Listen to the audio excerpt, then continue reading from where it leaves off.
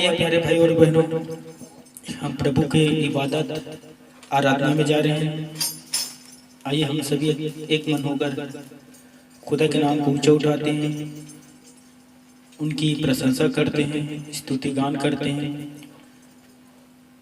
Sunday विश्राम का दिन है दोस्तों, आशीष का दिन है आज। मुझे उम्मीद है कि आज के आराधना में खुदा आपको बहुत आशीष देगा, बरकत देगा और साथ ही साथ शिक्षा देगा, ताकि हम अपने आप को परख कर जीवन पर सुधार ला सकें। तो आइए हम आराधना पर जाते हैं दोस्तों। थैंक यू जीसस, शुक्र है प्रभु। यीशु मसीह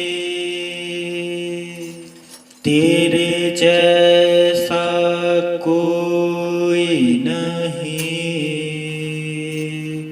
तेरे चरणों में झुके आसमां और महिमा गाए जमीन। यीशु मसीह तेरे जैसा कोई नहीं, तेरे चरणों में झुके और महिमा गाए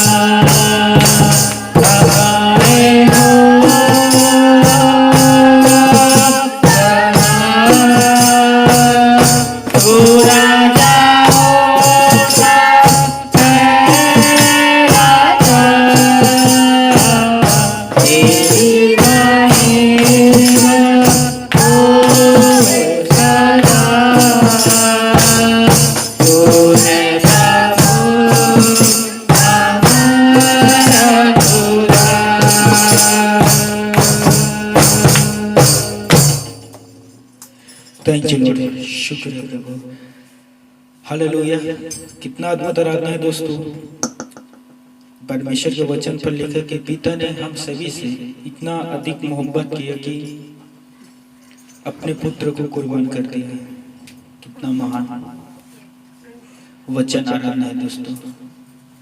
शुक्रिया प्रभु, धन्यवाद पिता परमेश्वर। हालेलुया, थैंक यू लॉर्ड, धन्यवाद प्रभु। हम सभी को आशीष दे खुदावन जो आराधना में आपके साथ समय बिता रहे हैं प्रभु। शुक्रिया प्रभु। बोलो जय मिलकर जय, बोलो जय यीशु की जय, बोलो जय मिलकर जय, बोलो जय यीशु की जय, बोलो जय जय जय,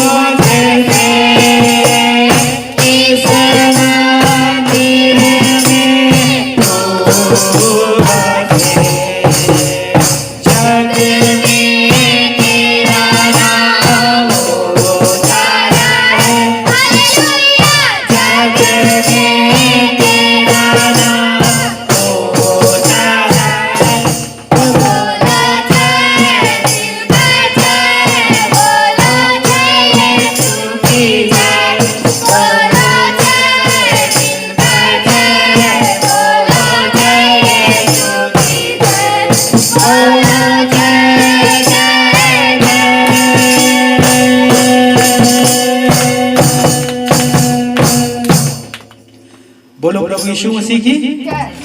जोर से बोलो प्रभु यीशु मसीह की जय। हालेलुया, प्रभु की महिमा हो।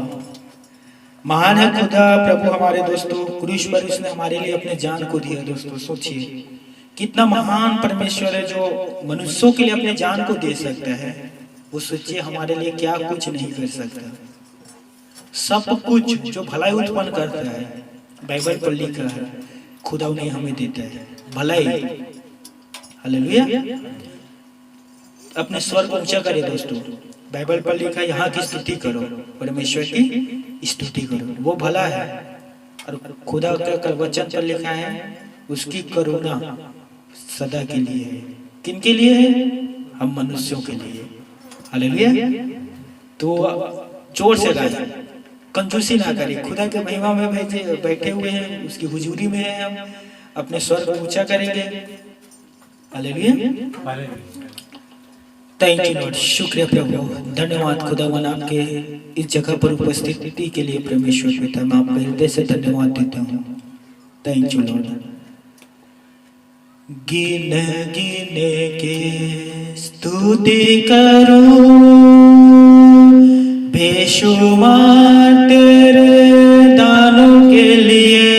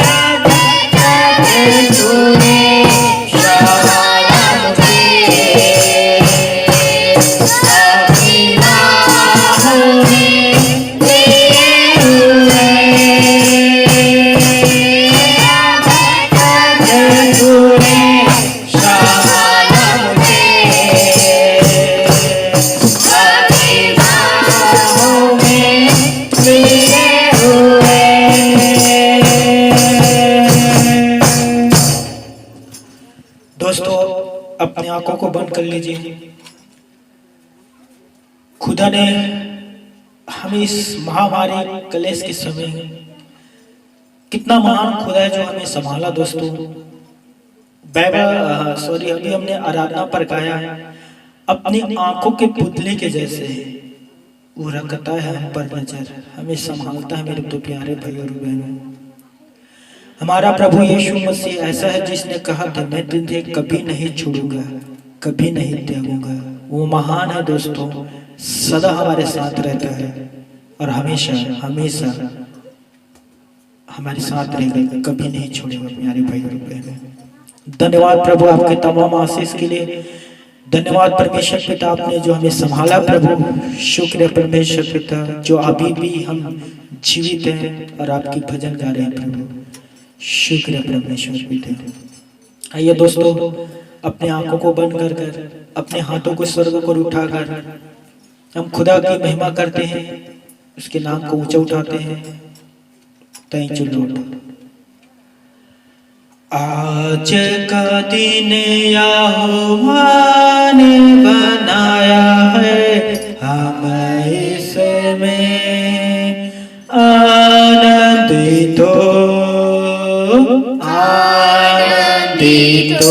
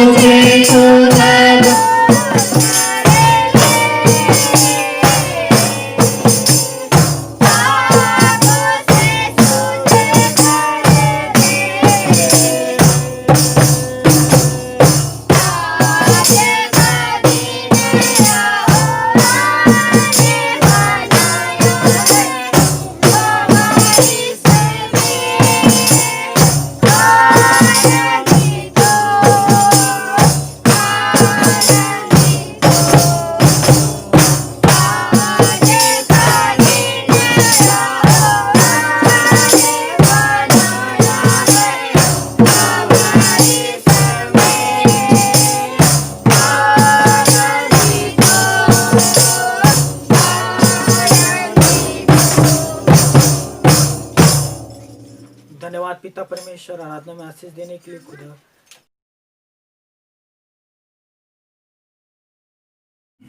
तो सभी प्यारे भाई बहन को जय मसीह की। पिता परमेश्वर और हमारे प्रभु यीशु मसीह के सामर्थी जलाल पाक नाम में मैं आगेश्वर वर्मा आप सभी कई जगह पर दिल से स्वागत करता हूँ दोस्तों जो उपस्थित हैं और उनका भी जो इस वीडियो को यूट्यूब पर देख रहे हैं। परमेश्वर आपको बहुत से आशीष दे, बरकत दे, ताड़ना दे, शिक्षा दे। और मैं चाहता हूँ कि कभी कभी सूटी का भी उपयोग करें ताकि आप भटक ना जाए। दोस्तों आज का वचन उन प्यारे भाई बहन के लिए लाभदायक होगा जो दुख में हैं, तकलीफ में हैं, शैतान के बोझ से दबे हुए हैं, जो रात को सो नहीं पा रहे हैं, घर पर लड़ाई झगड़ा हो रहे हैं और भाई भाई के विरुद्ध, बच्चे माँ बाप के विरुद्ध और माँ बाप बच्चे के विरुद्ध इत्यादि प्रकार के दुख दर्द में जो लोग सह रहे हैं और अभी भी पड़े हुए हैं, उन तमाम लोगों के लिए जो दुख में है आज का वचन उन्हीं प्यारे भाई बहन के लिए हो सकता है उनमें से एक आप लोग भी हो। तो कृपया करके परमेश्वर के पवित्र वचन को ध्यान से सुनना मेरे प्यारे भाई बहनों और अपने आप को देखना परख कर, क्योंकि वचन आप ही से मेल खाएगा। तो हम सर्वप्रथम परमेश्वर के पवित्र शास्त्र से निकालेंगे मरकुस रचित सुसमाचार अध्याय 16 निकाले 19 और 20 पद हम देखेंगे। बाइबल कोई बात नहीं, मेरे साथ आप देखना और जिसके पास है वो निकाल सकते हैं। मरकुस रचित सुसमाचार अध्याय 16 19 और 20 पद। ठीक है, यहाँ लिखा हुआ है, ध्यान से सुनना प्यारे भाई और बहनों।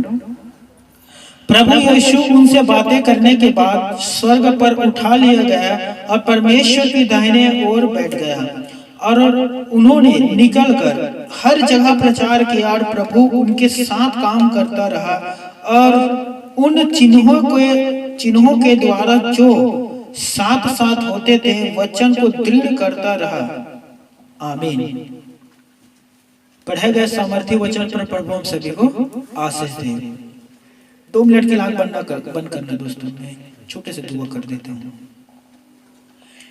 हे मेरे स्वर्ग और पृथ्वी के बनाने वाले सनातन पिता परमेश्वर, सृजनहार, हम मनुष्यों से प्रेम करने वाला पिता परमेश्वर, आज के वचन जो परमेश्वर पिता आपने मुझे दिया है परमेश्वर पिता, और मैंने तैयार किया हूँ प्रभु, लेकिन पवित्र आत्मा के अगुवाई से खुदा मन वो वचन काम करेगा परमेश्वर पिता। मैं अपनी बुद्धि ज्ञान को लोगों के सामने प्रस्तुत करना नहीं चाहता परमेश्वर पिता। आत्मा वचन के फल स्वरूप आत्मा बच नहीं पाए परमेश्वर पिता।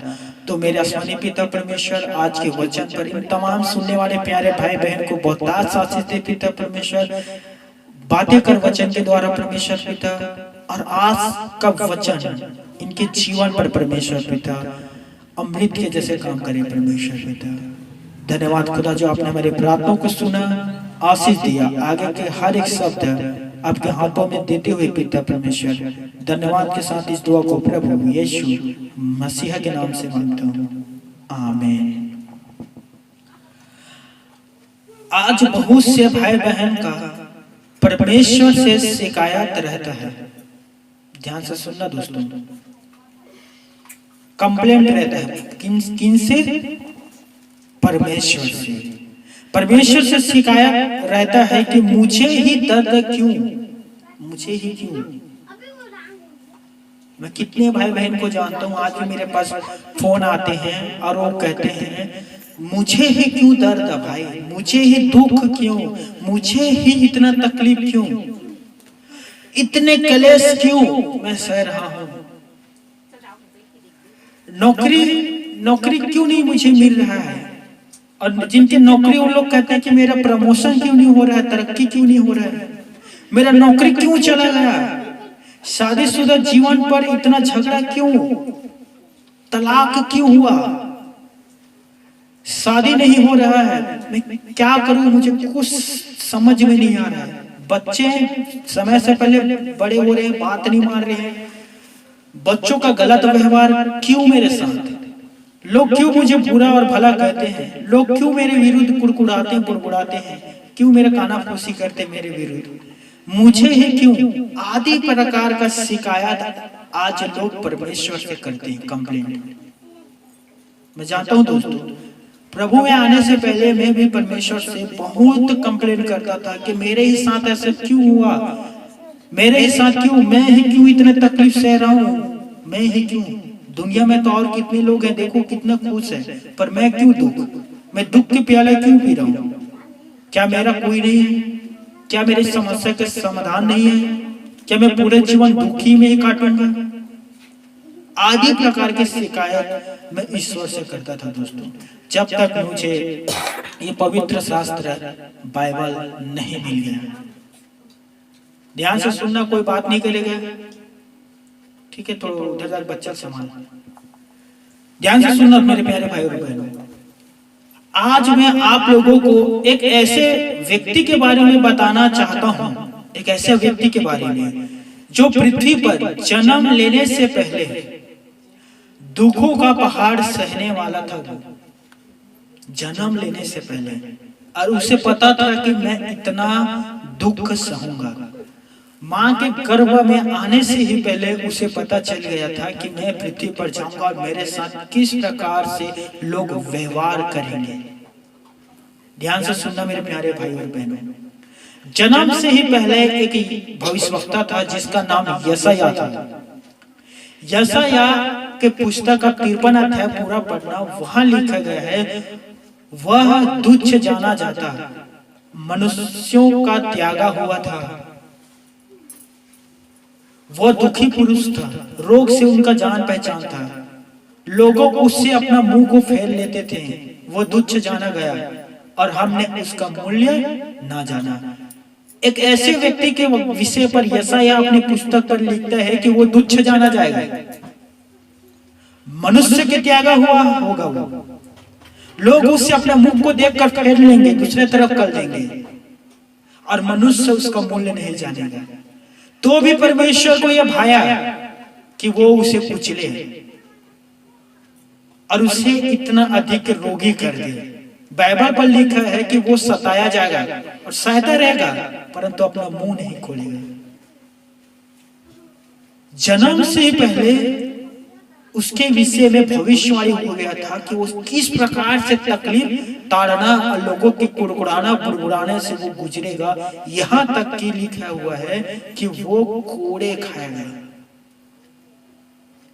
अब सोचिए, जन्म से ही पहले भविष्यवक्ता भविष्यवाणी कर रहे हैं, और जन्म लेने वाला जो बालक था, जो जन्म नहीं लिया था, उसे भी पता था कि मैं पृथ्वी पर समय पर जाऊंगा और पृथ्वी पर मेरे साथ किस प्रकार से दुर्व्यवहार लोग करेंगे, क्रूरता के साथ। बाइबल पर लिखा है, जब उनका समय आया पृथ्वी पर जन्म लेने के लिए, तो वो गर्भ में अपने मां का आया, और जब अपने मां के गर्भ में आया तो उसकी मां जो थी कुंवारी थी। एक सबसे बड़ी समस्या यही प्रकट हुई। अब आप सोचिए, हम ऐसे समाज में रहते हैं, अब सोचिए एक कुंवारी गर्भवती हो जाए, क्या होगा दोस्तों उसके साथ? उस समय कट्टरपंथी चल रहा था, यहूदियों का राज्य था, रोमी का शासन था, यहूदी बहुत सारे लोग वहां यहूदी लोग रहते थे। और मरियम जो यीशु की माता का नाम था, वो गर्भवती था। यीशु माँ के गर्भ में थे, परंतु वो कुंवारी थी। अब वहां पर सोचिए कितने लोग हैं जो उन्हें ताना सुनाए होंगे, कितने लोग देखकर उसे कहे होंगे कि सोचिए ये तो कुंवारी और गर्भवती हो गया, पता नहीं किसका पाप लेकर घूम रही है। बाइबल पर लिखा है कि उसका मंगनी हुआ था यूसुफ नाम के एक व्यक्ति के साथ। यूसुफ ने जब सुना कि मेरी पत्नी जो होने वाली है वो गर्भवती है, तो वो उसे चुपके से त्यागना चाहता था, किसी को बताना नहीं चाहता था। मेरे प्यारे भाइयों और बहनों, जब प्रभु यीशु मसीहा गर्भ में था, उसने लोगों के कुड़कुड़ाने को सुना। जब लोग उसके मां को विषय में कहते थे गर्भ में था, क्योंकि मरियम कुमारी थी और यीशु उसके गर्भ में था, लोग कुड़कुड़ा रहे थे कि पता नहीं किसका बेटा है, पता नहीं किसका बच्चा है, वो बच्चा कैसा होगा, किसका पाप लेकर घूम रही है, इत्यादि प्रकार का। आप समझ सकते हो समाज पर किस प्रकार से दोष लगाते हैं। और उस सब शब्द को प्रभु यीशु मसीह अपने मां के गर्भ पर सुन रहा था दोस्तों। ध्यान से सुनना मेरे प्यारे भाई और बहनों, जब वो पृथ्वी पर जन्म लिया, लोग उन्हें देखने के लिए आए होंगे और देखकर उनके क्या कहते होंगे दोस्तों?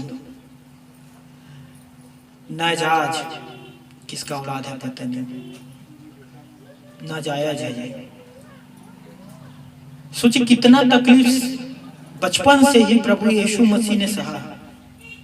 उसने लोगों के कुड़कुड़ाने को सुना, उसने लोगों के व्यवहार को देखा और उसके विरुद्ध जितने बातें होते थे उसने बचपन से उसे सुना, क्योंकि बाइबल पर लिखा है कि वो स्वर्ग से परिपूर्ण होकर आया था प्रभु यीशु मसीह। फिलिपियों 2 के 7 में लिखा है, अपने आप को उसने शून्य कर दिया। ध्यान से सुनना दोस्तों, प्रभु यीशु मसीह अपने आप को शून्य कर दिया। बहुत से लोग हैं जो शून्य से शेखर तक पहुंचना चाहते हैं, राजमहल में जन्म लेते हैं, लाखों करोड़ों उनके सैनिक होते हैं, सोने के पालके पर झूलता है, सोने के थाली पर खाना खाते हैं, चोरी करते हैं, आदि प्रकार के काम करते हैं। फिलिपियों 2 के 7 में लिखा है कि उसने अपने आप को शून्य कर दिया, वो शिखर से शून्य पर आ गया दोस्तों। और बाइबल पर लिखा है कि वो दास का स्वरूप धारण किया। परमेश्वर के जो स्वरूप में था ना, उसे त्याग कर उसने दास का स्वरूप धारण किया और मनुष्यों के समानता में हो गया, मनुष्य बन गया। बाइबल पर लिखा है कि सृजनहार का वो बेटा था दोस्तों, परमेश्वर पिता का बेटा था। कौन? प्रभु यीशु मसीह। बाइबल पर लिखा है कि वो राजाओं के राजा और प्रभु का प्रभु है दोस्तों। परंतु उसने अपने आप को दीन कर दिया, यहां तक कि कंगाल बन गया दोस्तों, कि उसके कंगाल होने से हम धनी हो जाएं।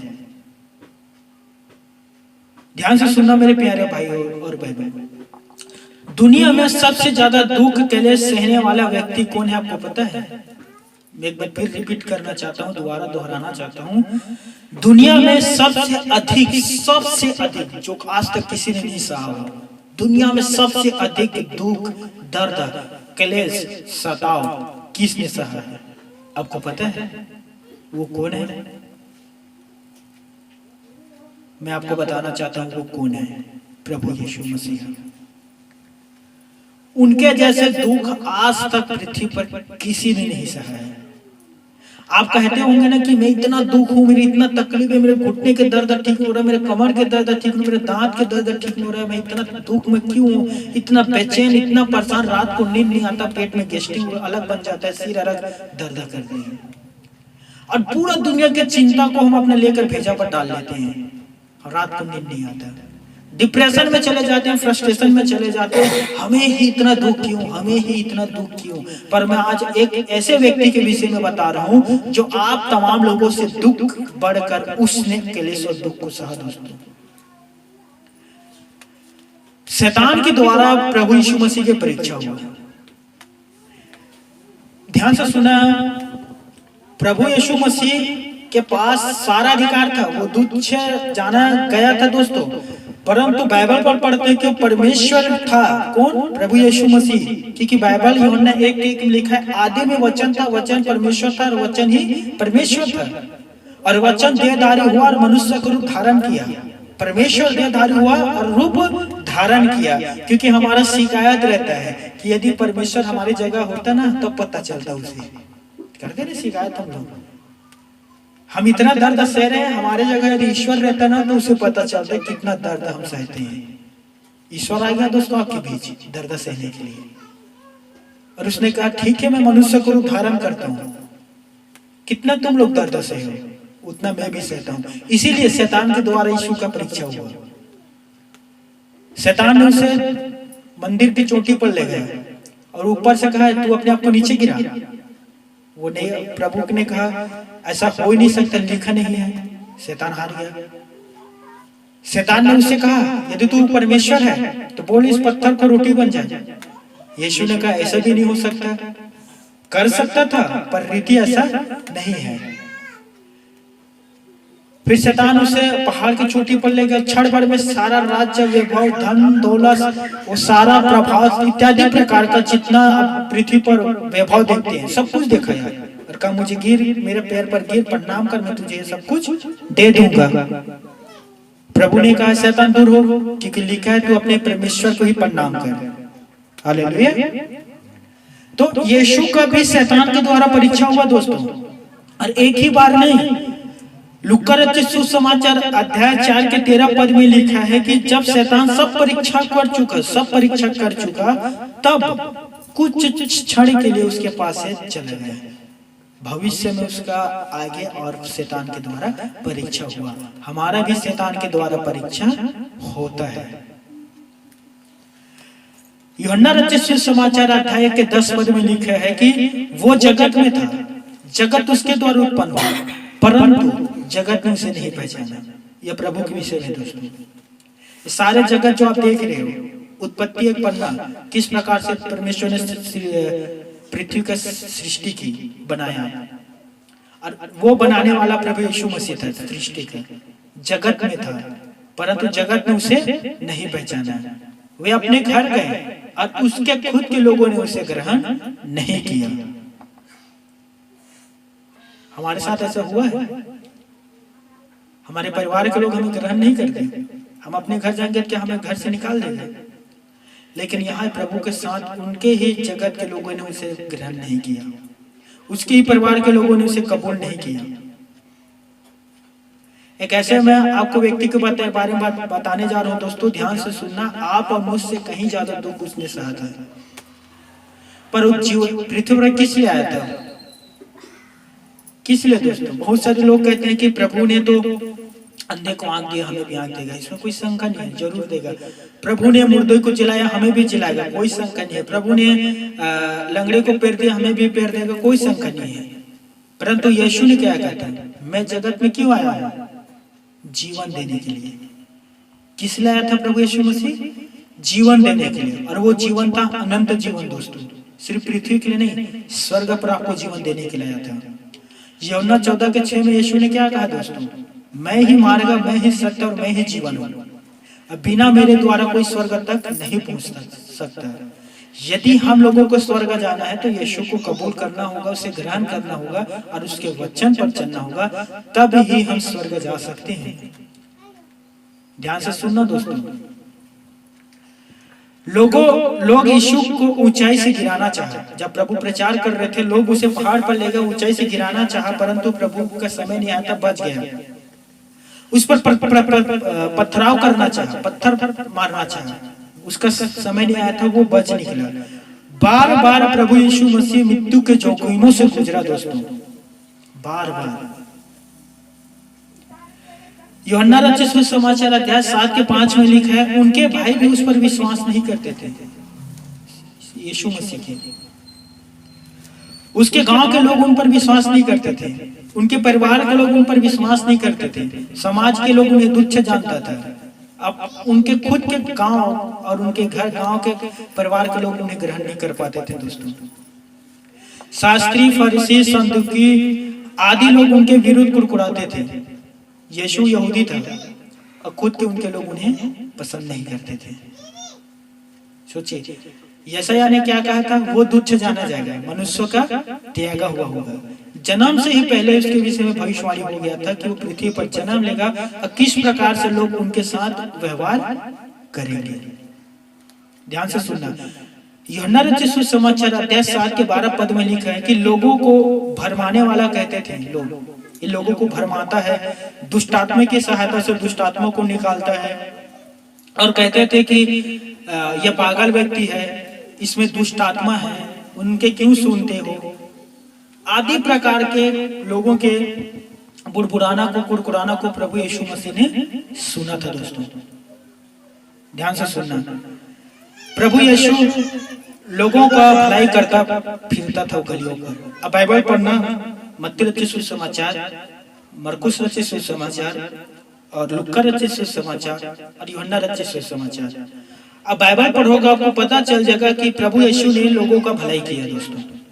जैसे दुष्ट आत्मा से जो व्यक्ति ग्रस्त था, यीशु ने दूसरे दुष्ट आत्मा से छुटकारा दिया। आमीन। सभी मेरे साथ देना दोस्तों। अंधे को प्रभु यीशु मसीह ने आंख दिया। उसने कहा कि प्रभु मैं देखना चाहता हूं, प्रभु ने कहा तेरे विश्वास के अनुसार हो जाए। उन्हें आंख मिल गया। लंगड़ा जो 38 वर्ष से हो गया था, बाइबल पर लिखा है, कुंड के पास बैठा था। यीशु ने कहा क्या तू चंगा होना चाहता है? उसने कहा हाँ प्रभु। प्रभु ने कहा था उठ चल फिर। वो चलने और फिरने लगा। प्रभु ने गूंगे बहरे को बोलने के और सुनने के लिए सामर्थ्य दिया।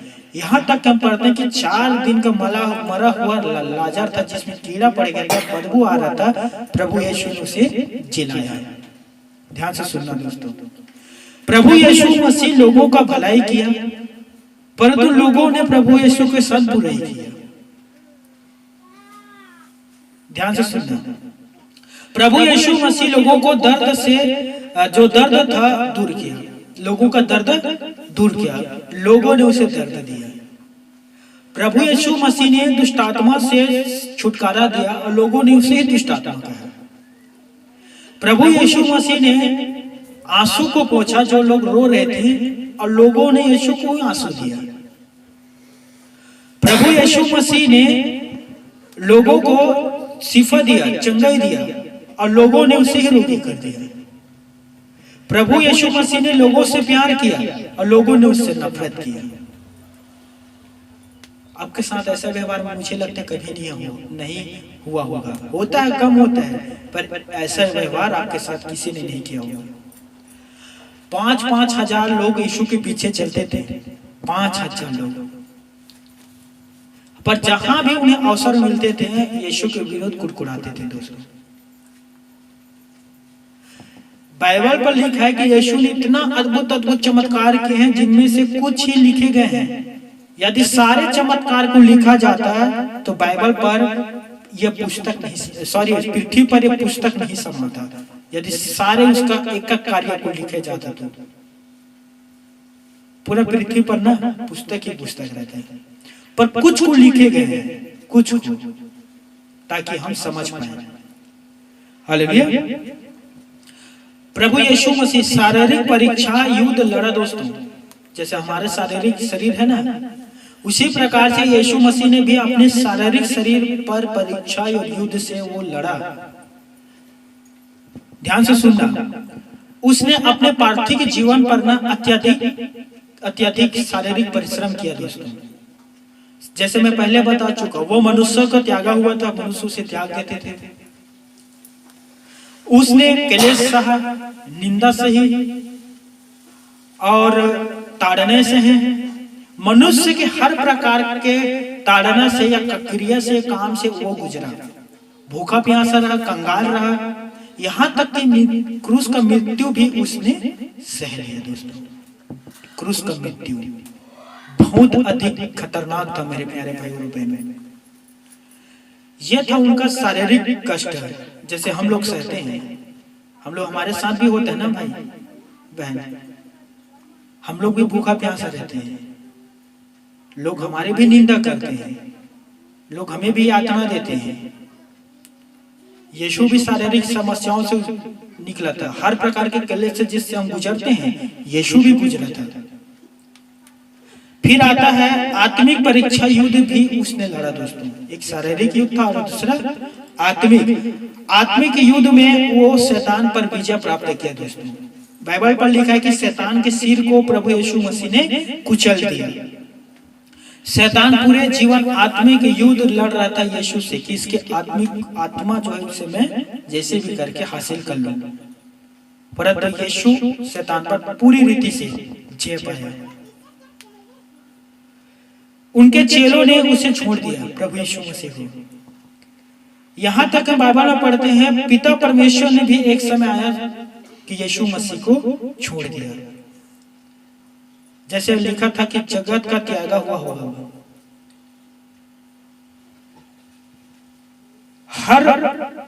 वह निर्दोष था, फिर भी अपराधियों के साथ गिना गया।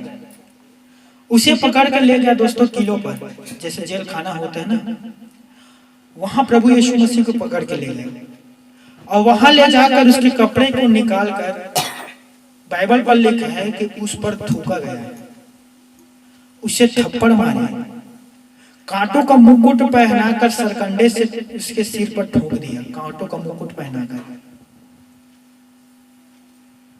ठट्ठों में उसे उड़ाया गया। दोस्तों पूरे रात उसे मारा गया था, उसका अपमान किया गया था और उसे तुच्छ जाना गया था। पूरे रात उसे मारा गया था, अन्य जातियों के हाथों में सौंप दिया। और बाइबल पर लिखा है कि 39 कोड़े प्रभु यीशु मसीह को मारे गए। लोगों का कह रहे थे, उनके विरुद्ध कुड़कुड़ा रहे थे और उसको यातना दे रहे थे, दुख दे रहे थे। गांव से बाहर ले गए मारते हुए उसे। गांव से बाहर जो पहाड़ी स्थान कहलाता है, वहां मारते मारते उसे ले जा रहे थे।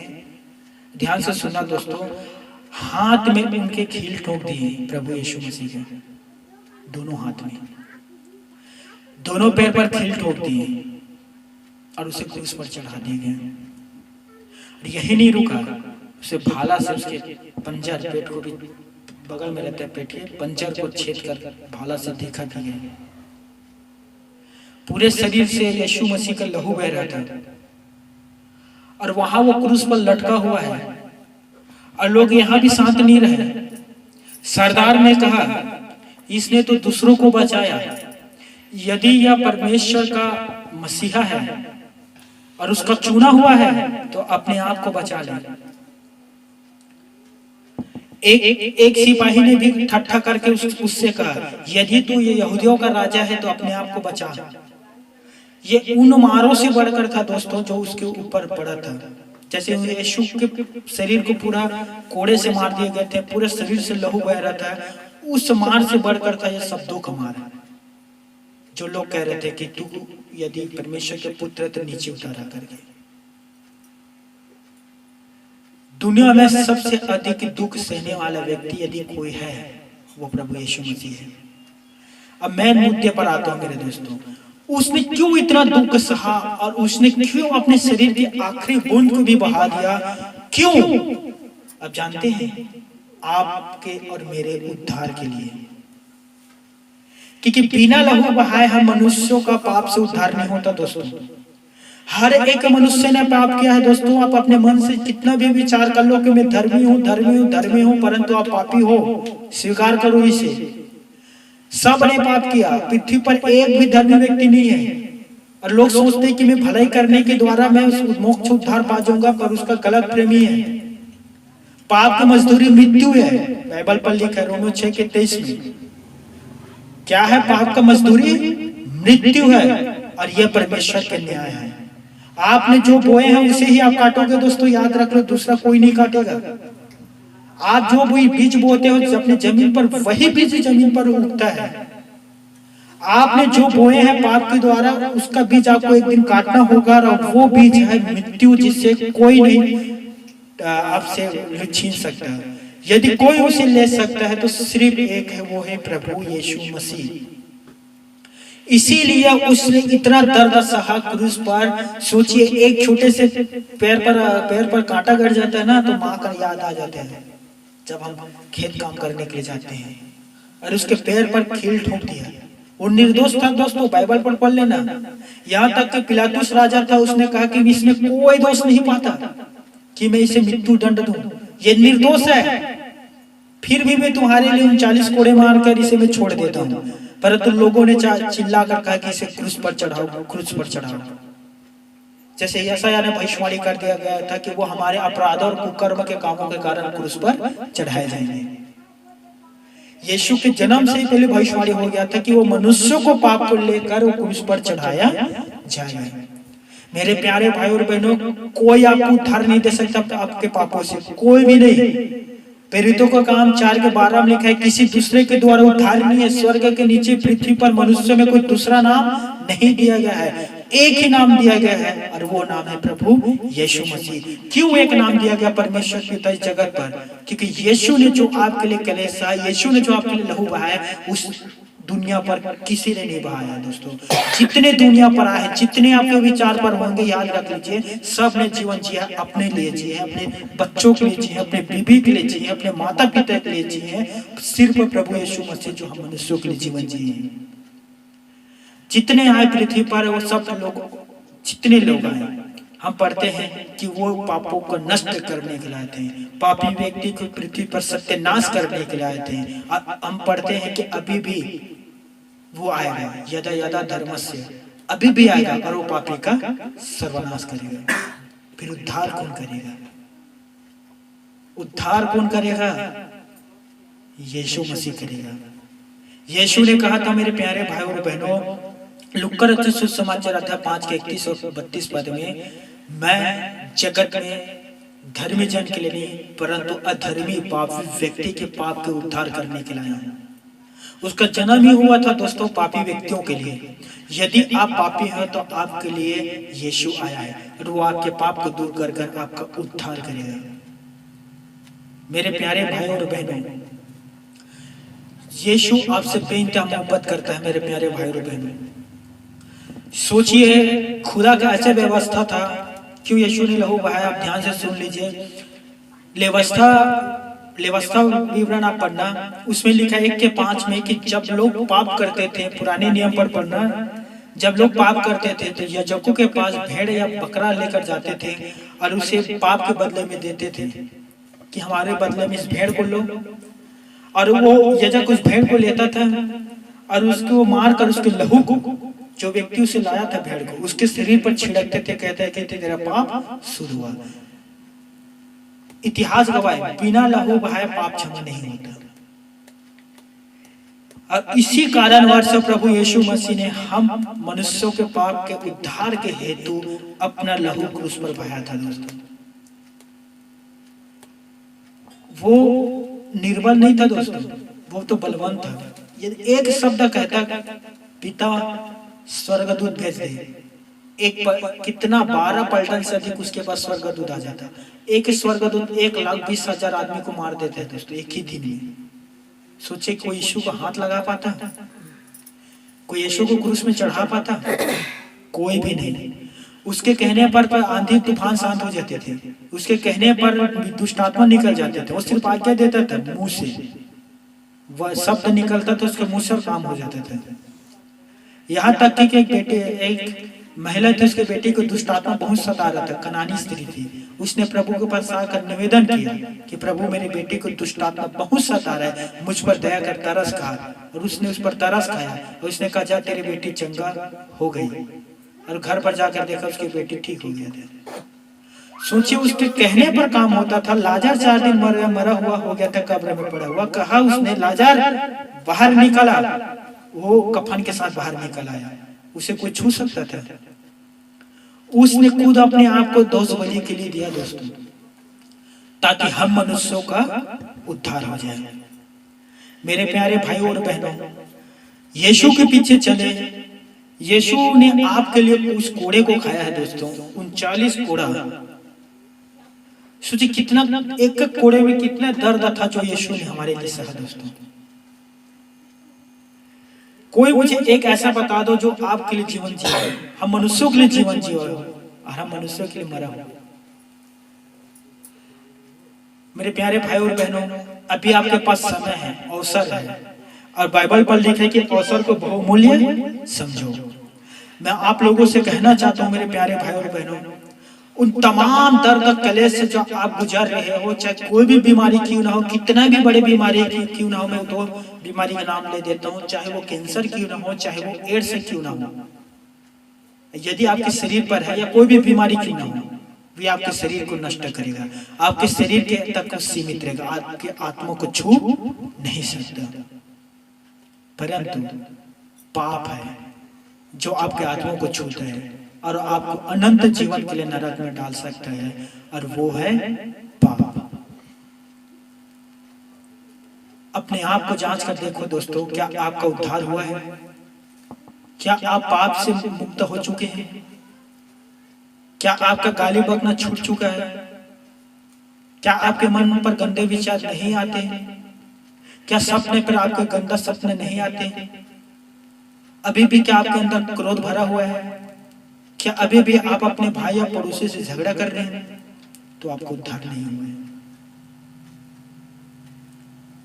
हेलो, सभी सुन लीजिए, यदि अभी भी आप बुराई कर रहे हैं, आप किसी प्रकार के आपके शरीर में घटी है, कोई भी, मान लीजिए आप कहो भैया मैं तो हत्या नहीं करता, अच्छा बात है, करना भी नहीं, 302 के तहत अंदर हो जाओगे। आप कहोगे मैं चोरी नहीं करता, कोई बात नहीं, अच्छा बात है, लेकिन आप कहोगे मैं तो झूठ बोलता हूं, तो एक ही काफी आपको नरक में डालने के लिए, एक ही काफी है दोस्तों।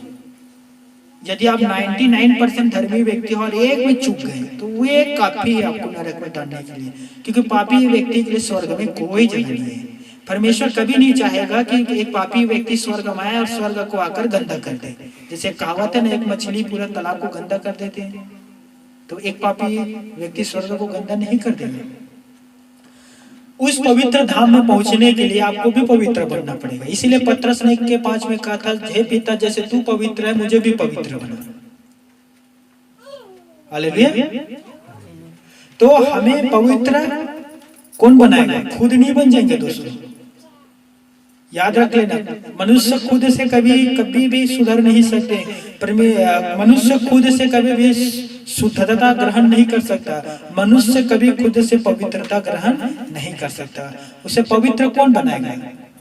जो पवित्र है वही उसे पवित्र बनाएगा। आपको ईश्वर ने बुद्धि दिया दोस्तों, मैं चाहता हूं कि आप अपने बुद्धि का इस्तेमाल करें। क्यों कह रहा हूं? ध्यान से देखना, सुनना दोस्तों।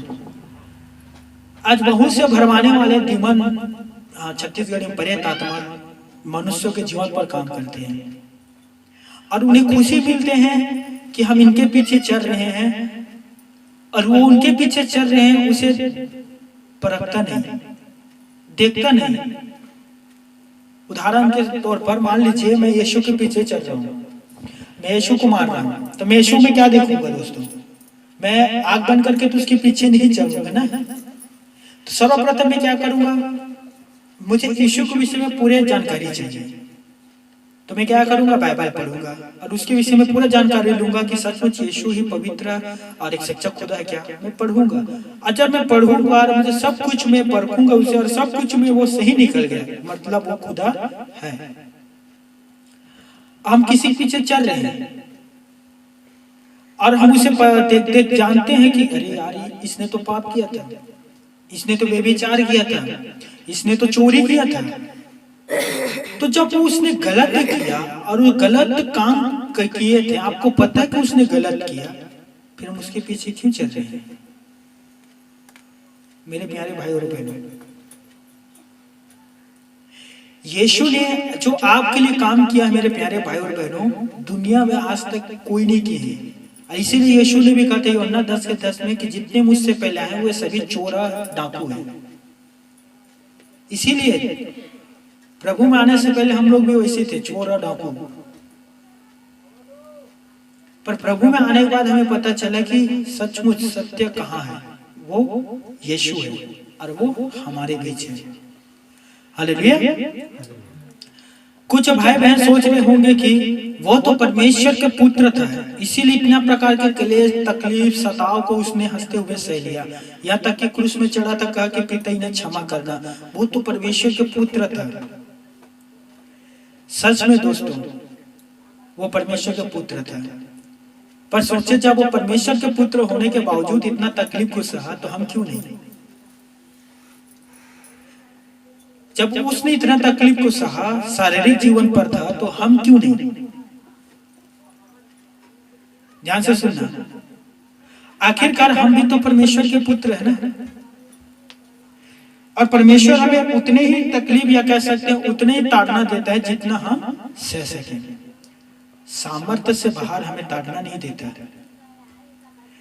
जैसे मान लीजिए हम रस्सी को उतना ही बांधेंगे मजबूती से जितना उसका शक्ति है, उससे अधिक नहीं बांधेंगे, ऐसा न हो कि रस्सी टूट जाए। परमेश्वर भी हमें उतना ही ताड़ना देते हैं जितना हम सह सकें।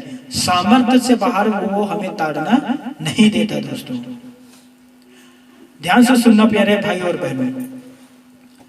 मत्ती रचित सुसमाचार अध्याय 10 के 25 में कहा गया था, प्रभु ने जब उन्होंने घर के स्वामी को सताया तो उसके घर वाले को क्यों नहीं सताया? सच बात है दोस्तों। जब वो हम जिस पर विश्वास करते हैं प्रभु यीशु नर्सरी पर, उसे सताया गया था, उसे शैतान कहा, तो हमें क्यों नहीं कहेगा? उसे कोड़े मारे गए थे, उस पर थूके गए थे, उसे थप्पड़ मारे गए थे, तो हमें क्यों नहीं मारेगा दोस्तों? परमेश्वर के दास पतरस लिखता है, पहला पतरस अध्याय 2 के 21 से 23 पद में, और तुम इसीलिए बुलाए गए हो क्योंकि मसीहा जैसे दुख उठाकर तुम्हें एक चिन्ह और पद दिया गया है कि तुम उसके चिन्ह और पदों पर चलो। उसने पाप नहीं किया दोस्तों, उसके मुंह से छल की कोई बातें नहीं निकला दोस्तों, गाली के बदले किसी को गाली नहीं देता था, अब बुराई के बदले किसी को के साथ बुराई नहीं करता था, परंतु अपने आप को सच्चे खुदा के हाथ में सौंपता था दोस्तों। इसीलिए लोगों ने उनके साथ बुरा किया, पर उसने उसके साथ बुरा नहीं किया। लोगों ने उसे दुख दिया, परंतु यीशु ने उन्हें दुख नहीं दिया। लोगों ने उसे 39 कोड़े मारे, लेकिन यीशु ने कोई कोड़ा नहीं मारा दोस्तों। लोगों ने उसके हाथ पैर पर कील ठोक दिया, पर उसने कुछ नहीं कहा दोस्तों, क्योंकि उसने अपने आप को परमेश्वर के हाथों में सौंपा था, क्योंकि जानता था कि परमेश्वर से बेस्ट और अच्छा न्याय कोई नहीं है। हालेलुया। समझ पा रहे हो मेरे प्यारे भाइयों बहनों? यदि आज हम बुराई के बदला बुराई करते हैं, गाली के बदला गाली देते हैं, तो सोचिए हमारा क्या न्याय होगा दोस्तों। हमने तो बुराई के बदला बुराई पा लिया ना, गाली के बदला गाली दे दिया ना, माँ बाप के आंख में आंसू रुला दिया ना, माँ बाप को बुरा भला कह दिया ना। मान लीजिए हम पिता को, जो हमारे पृथ्वी पर है, हमारे बाबूजी को हमने गाली दिया, हमारे बाबूजी को रुलाया, तो उस बाबूजी जो अब्बा पिता है हमारे स्वर्ग में, उससे हम आशीष पाएंगे। पृथ्वी के पिता दुखी में है, तो उस पिता को हम सब खुशी कर सकते हैं? कभी भी नहीं। प्रभु यीशु मसीह एक आदर्शमय जीवन जिया दोस्तों, और एक व्यक्ति को किस प्रकार से जीवन व्यतीत करना है, इसका चिन्ह यीशु मसीह ने हमारे बीच चलाया। और उसने कहा था, तुम बुराई के बदला बुराई कभी मत करना, गाली के बदला गाली कभी मत देना, क्योंकि तुम बुराई के वारिस नहीं हो, तुम अच्छाई के वारिस हो, तुम अपने पिता का, स्वर्गीय पिता का पुत्र संतान हो। मेरे प्यारे भाइयों और बहनों, हमें प्रभु के उन तमाम प्रकार के दुखों से, उन तमाम प्रकार के केले जो यीशु ने सहा है, उससे हमें सीखना होगा, हमें समझना होगा कि हमें भी यीशु के जैसे जीवन व्यतीत करना है। पता है, यीशु जब शरीर में था, मनुष्यत्व में था, उसने केले तकलीफ को सहा दोस्तों, परंतु आज वो कहाँ है भाई और बहन? आज यीशु कहाँ है? हमने मरकुस रचित सुसमाचार अध्याय 16-19 में क्या पढ़ा था? ध्यान से सुनना। प्रभु यीशु उनसे बातें करने के बाद स्वर्ग पर उठा लिया गया, परमेश्वर के दाहिने ओर बैठ गया, जाकर बैठ गया। यीशु तकलीफ सहने के बाद, दुख उठाने के बाद, कलेश सहने के बाद आज वो कहाँ है? पिता के पास दाहिने ओर सिंहासन पर बैठा हुआ है। मैं क्रूस के बाद महिमा है, मैं आने वाले रविवार को प्रचार करूंगा, सुनकर आनंद से उछल जाओगे। क्रूस के बाद महिमा पर प्रभु यीशु मसीह प्रवेश किया, महिमा पर है, आज महिमा के सिंहासन पर बैठा हुआ है। लेकिन क्रूस से पहले आप यीशु के जीवन देखिए, बचपन, माँ के गर्भ से लेकर क्रूस तक, जीवन से लेकर मृत्यु तक, बीच में जो अंतराल है आप देखोगे तो उसने अधिक से अधिक दुख सहा दोस्तों। उन प्रभु यीशु के जैसे हम दुख नहीं सह सकते। ध्यान से सुनना। तो मैं आप लोगों से कहना चाहता हूं कि यीशु के दुखों से हमें यह सीख मिलना चाहिए और हमें यह शिक्षा लेना चाहिए कि जब तक हम इस शरीर में, हमारे भी जीवन पर तकलीफ आएगा, हमारे भी जीवन पर दुख आएगा, हमें भी लोग बुरा भला कहेंगे, हम कितने भी लोगों के साथ भलाई करें। आज भी मैं लोगों के साथ भलाई करता हूँ, लेकिन कहीं ना कहीं वो पीठ पीछे बुरा करते हैं। आज भी मैं लोगों के साथ कितना भी अच्छाई करूं, लोग मेरे पीछे बुराई ही करते हैं। मैं कितने लोगों के लिए मैं दुआ किया हूँ, रोते हुए आए हैं और यहाँ से हंसते हुए गए हैं और बाहर जाकर बुराई की है। लोगों के साथ हम कितना भी अच्छा बर्ताव करें, जैसे यीशु करता था, लेकिन लोगों ने उनके साथ बुरा व्यवहार किया दोस्तों। हर एक ने नहीं, बहुत से लोगों ने। तो हमें यीशु से यही सीख मिलता है कि जब तक हमारे शरीर में रहेंगे, हमारे जीवन पर शैतान के द्वारा परीक्षा होगा। क्या हम तैयार हैं? जब तक हम इस शरीर में रहेंगे, हमें भी भूखा प्यासा रहना पड़ेगा जैसे यीशु रहा। जब तक इस शरीर पर है, हमें भी कलेश सहना होगा जैसे यीशु ने सहा। जब तक हम इस शरीर पर हैं, तब तक हमें उन तमाम प्रकार के यातना, कोड़े और यहाँ तक कि हो सकता है कि प्रभु के लिए लहू भी बहाना पड़ जाए जैसे यीशु ने बहाया था। तो जब तक हम इस शरीर पर हैं, हमें तकलीफ होगा दोस्तों। ध्यान से सुनना। मैं जब से प्रभु यीशु मसीह आया हूँ, प्रभु ने मुझे बहुतायत से बरकत दिया है। मैं आपसे सच सच कहता हूँ, इतना आशीष दिया है कि मैं एक एक यदि मैं गिनूं तो आज का प्रचार निकल जाएगा और सूर्यास्त भी हो जाएगा, पर मेरा जो खुदा की महिमा है वो कम नहीं होगा। मैं आज भी मैं तकलीफ में होता हूँ दोस्तों, मैं भी सताया जाता हूँ दोस्तों, मैं भी प्रभु के लिए कलेश उठाया हूँ, मैं भी जेल गया हूँ दोस्तों। मेरे लोग विरोध लोग कुड़कुड़ाते हैं, बहुत से बार भी शादी में या तो जन्मदिन पर हमें नहीं बुलाते, इत्यादि प्रकार के कलेश आज भी मैं गुजर रहा हूँ, पर मैं खुशी खुशी गुजर रहा हूँ। क्यों? क्योंकि मुझे पता है जिस दिन में ये शरीर को, जो शरीर तो है, अपना शरीर को मैं त्यागूंगा, मैं महिमा के सिंहासन पर जाऊंगा। मैं उस महिमा पर मैं विराजमान होऊंगा जहां प्रभु यीशु मसीह विराजमान है। तो मैं सारे तकलीफ और दुखों को मैं हंसते हुए सहता हूँ। जब भी मेरा मृत्यु को, जो मेरा आत्मा है ना या मेरा शरीर है, मृत्यु के कगार पर पहुंच जाता है कि आज ही वो आखिरी दिन है, मैं हंसते हुए कहता हूँ, प्रभु मैं तैयार हूँ, मुझे उठा ले, मैं आना चाहता हूँ, मैं आपके महिमा के सिंहासन पर बैठने के लिए, आने के लिए तैयार हूँ। रोता नहीं, भीख नहीं मांगता, 2 दिन और जीवन दे दे। यदि प्रभु की इच्छा है तो मैं आज इसी क्षण में तैयार हूँ, क्योंकि मुझे पता है कि मैं उद्धार पाए हुए व्यक्ति हूँ और मुझे पता है कि मैं किस जगह प्रस्थान करूंगा। मेरे प्यारे भाइयों और बहनों, क्रूस के बाद यीशु महिमा के सिंहासन पर प्रवेश किया, लेकिन क्रूस से पहले आप यीशु के जीवन देखो, वो इत्यादि प्रकार के दुखों से गुजरा दोस्तों। मैं एक पद पढ़कर समाप्त करना चाहता हूँ। दूसरा कुरिन्थियों निकालना 1 अध्याय और उसका 4 पद, ठीक है? दूसरा कुरिन्थियों, और ये पद को आप ध्यान से, हो सके पेन पकड़े होंगे ना तो ठीक पाल लेना। दूसरा कुरिन्थियों अध्याय 1-4 पद, यहाँ लिखा है दोस्तों, ध्यान से सुनना। वह हमारे सब क्लेशों में शांति देता है, ताकि हम उस शांति के कारण जो परमेश्वर हमें देता है, उन्हें भी शांति दे सकें जो किसी प्रकार के क्लेश में हो। परमेश्वर के वचन पे लिखा कि वे हमारे सारे दुखों में हमें शांति देता है, हमारे साथ रहता है, हमारे साथ साथ चलता है दोस्तों।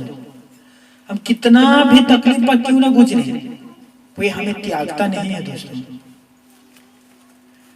अब बाइबल परमेश्वर के वचन को गहराई से पढ़े, अध्ययन करें, आपको पता चल जाएगा कि जब परमेश्वर के 12 चेला थे और परमेश्वर की सेवा कर रहे थे और लोगों के बीच में प्रचार करते थे, परमेश्वर के हाथ उनके साथ था, परमेश्वर उनके साथ था और परमेश्वर उनके साथ साथ चलता था दोस्तों।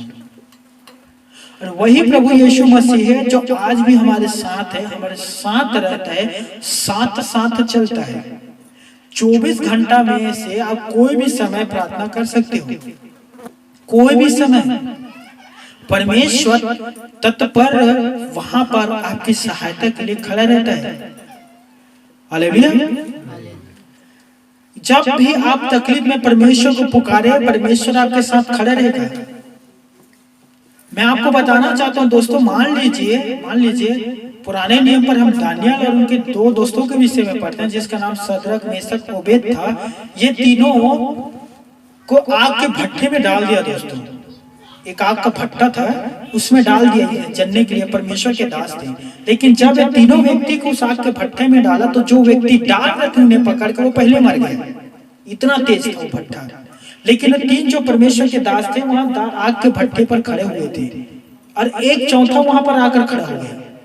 राजा ने कहा कि हमने 3 व्यक्ति का आग के भट्टे पर नहीं डाले थे, सेवक ने कहा हाँ सच्ची बात है, परंतु अभी तो मैं 4 लोगों को देख रहा हूं, चौथा कौन है?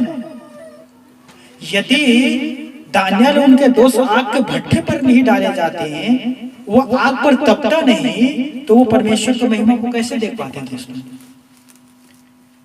मेरे बात समझ में आ रहा है? यदि हमारे जीवन पर क्लेश न आए, हमारे जीवन पर संकट न आए, हमारे जीवन पर दुख न आए, फिर हम परमेश्वर को कैसे पुकारेंगे? खाना खाएंगे, डकार मारेंगे, सो जाएंगे। यही तो होता है। बहुत से विश्वासी अभी भी करते हैं, जब जरूरत रहती है तभी यीशु को पुकारते हैं। बाकी अच्छे रहते हैं। कुछ दिन पहले बात कर रहे थे, सिस्टर से उन्होंने पूछा, बहन प्रार्थना करते हो प्रभु यीशु से? नहीं भैया, दिन में 1-2 बार बस नाम ले लेता हूँ और सो जाता हूँ। ऐसे बता रहे थे कि देख 2 बार नाम, यीशु का नाम लेते, एहसान कर रहे हैं यीशु के ऊपर कि देख 2 बार तेरा नाम लेते हैं। और पता है उससे पहले मैं बच्चा से रियल की बात है भाई, उससे पहले उसके मैं बाबा सील हो गया था और शिकायत, प्रभु मेरे बाबा सील क्यों ला दिया, मेरे बाबा सील क्यों, मैं खा नहीं पा रहा हूँ, मैं बैठ नहीं पा रहा हूँ, मैं टॉयलेट जा नहीं पा रहा हूँ, रो रहा हूँ, इतना दर्द है, बाबा सील क्यों रहे? शिकायत। प्रार्थना किया, परमेश्वर ने उसे शांति दिया, ठीक हुआ। फिर कुछ महीने के बाद मैंने फोन पर बात किया, प्रार्थना करते हो, बाइबल पढ़ते हो? फिर वही बात, नहीं पढ़ता भैया, समय नहीं है, बस नाम ले देता हूँ 1-2 बार। फिर उसका बच्चा जनने के समय आया, फिर फोन किया, भैया बहुत अधिक दर्द हो रहा है, बच्चा जनने के समय में दर्द सही नहीं पा रहा हूँ, दुआ करिए, यीशु कृपा करिए। प्रार्थना किया, एक लड़की पैदा हुआ, नॉर्मल डिलीवरी, परमेश्वर ने उन्हें आशीष दी। अभी कुछ दिन पहले उससे फिर बात किया, मैंने कहा प्रार्थना करते हो? नहीं भैया, 1-2 बार नाम ले लेता हूँ। अब मैं बताऊं, इससे तो वफादार मेरे घर के प्यारे लाल है, कुत्ता का नाम है प्यारे लाल, सच में। अभी बुलाऊंगा तो वो आ जाएगा। बैल अपने मालिक को, गधा अपने स्वामी के चरनी को पहचानता है, बाइबल पर लिखा है, पर उन मनुष्य ही परमेश्वर को भूल गए। मेरे प्यारे भाइयों और बहनों, दुख हमारे जीवन पर आता है, अच्छा बात है, क्योंकि दुख के द्वारा हम प्रार्थना करते हैं, दुख से खुदा जब हमें निकालता है तो हम परमेश्वर की महिमा करते हैं और उसके परिपक्व में आगे बढ़ते हैं। हालेलुया। कितने बार मैं दुख में पड़ा हूँ, कितने बार मैं संकट में पड़ा हूँ। अब एक छोटे से गवाही दे देता हूँ, फिर समाप्त कर देता हूँ। जब मैं जेल पर गया दोस्तों, मैं कोई गुनाह नहीं किया था, ईश्वर गवाह है, कोई गुनाह नहीं किया था। अरे भलाई के लिए जेल गया तो खुश था, अंदर से मगन था, प्रभु के लिए दुख उठा रहा हूँ, प्रभु की स्तुति हो करके जेल गया। और इतना सारा धारा लगा था, इतना धारा, इतना धारा, इतना धारा, जिसमें रिहाई के लिए कोई गुंजाइश नहीं था। 3 साल के लिए पूरा पक्का बिल बनाकर डाल दिए थे मुझे, 3 साल तक अंदर रहने करके। अब मैं जेल के अंदर था, मैं प्रार्थना किया, मैं दुख उठा रहा था, मैं परमेश्वर के लिए उठा रहा था, मैं आनंद से झूम रहा था दोस्तों, मैं सच बता रहा हूँ। अब मैंने कहा प्रभु जो आपकी इच्छा है वो पूरा हो जाए, मैं तैयार हूँ, जैसे भी परिस्थिति हो, जैसे भी क्यों ना हो, मैं तैयार हूँ। मैं आपसे सच कह रहा हूँ, मैं परमेश्वर से शिकायत नहीं किया था दोस्तों, मैं परमेश्वर के विरुद्ध कुड़कुड़ाया नहीं था दोस्तों। मेरे पास वजह था, प्रभु मैं आपका सेवक हूँ, आपका सेवा कर रहा हूँ, प्रचार कर रहा हूँ, दुआ कर रहा हूँ, लोग ठीक हो रहे हैं, मुझे जेल पर क्यों, मेरे साथ क्यों? मैं बोल सकता था, मैंने कहा कुछ भी नहीं, जो भी हो आपकी महिमा हो परमेश्वर पिता। और इतना इतना सारा धारा लगा था, ये धारा, ये धारा, ये धारा, ये धारा, ये धारा, ये धारा, ये धारा, 3 साल तक भुगता मैं। अब यकीन नहीं करोगे, विश्वास नहीं करोगे, 8वां दिन में जेल से बाहर आ गया। 8वां दिन मेरा बेल मिल गया मुझे, और वहां मैंने प्रभु की महिमा की, वहां मैंने परमेश्वर के प्रेम को और अधिक जाना और उसके समीप आते उसके पास में और पहुंचा। जब हमारे जीवन पर दुख तकलीफ आता है, कष्ट आता है दोस्तों, हम उस कष्ट के लिए प्रार्थना करते हैं, परमेश्वर उस कष्ट से हमें छुड़ाता है, तो सोचिए कितना खुशी मिलता है। और हम कहते हैं कि हमारा यीशु अभी भी जिंदा जीवित है। Hallelujah, hallelujah. तो आज के बाद कभी भी कोई भी दुख क्यों ना हो, याकूब के समान कहना मैं आनंदित हूँ। याकूब ने कहा था, हे मेरे भाई, जब तुम नाना प्रकार की परीक्षाओं से गुजरो, पूरे आनंद की बात समझो। क्यों भाई? क्योंकि विश्वास के परखे जाने से धीरज उत्पन्न होता है। हालेलुया।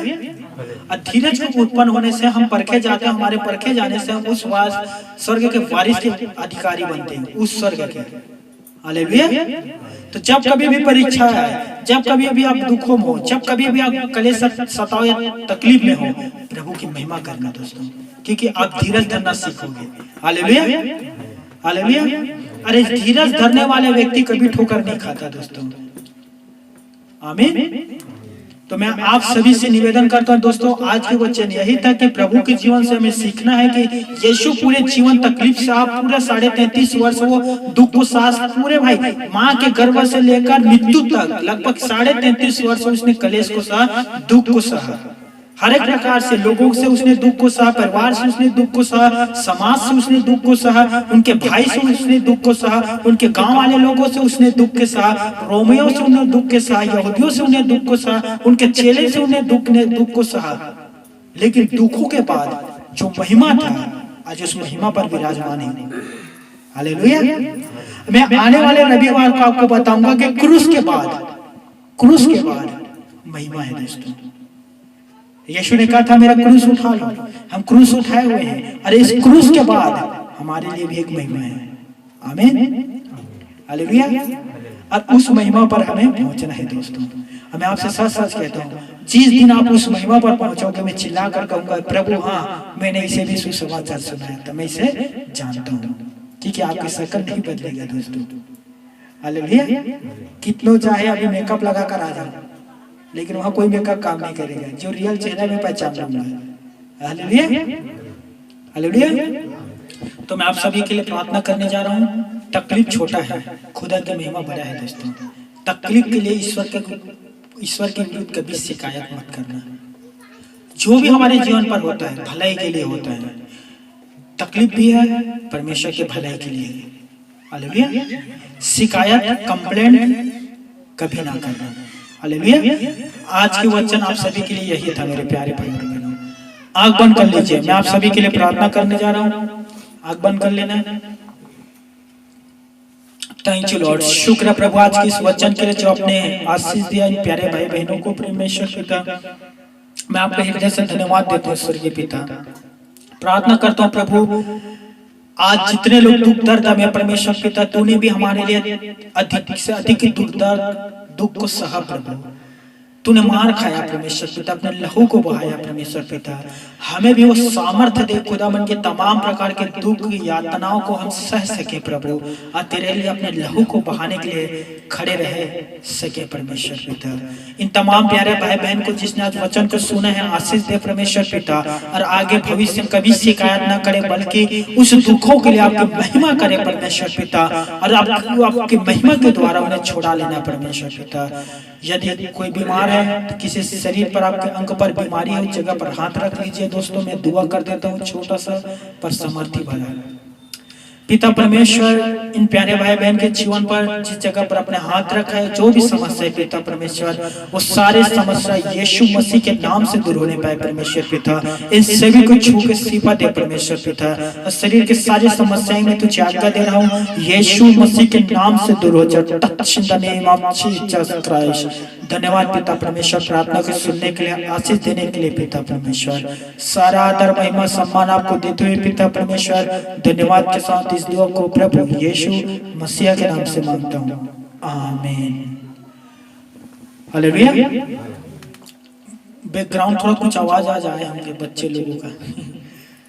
प्रभु परमेश्वर आप सभी को आशीष दे। God bless you. आमीन।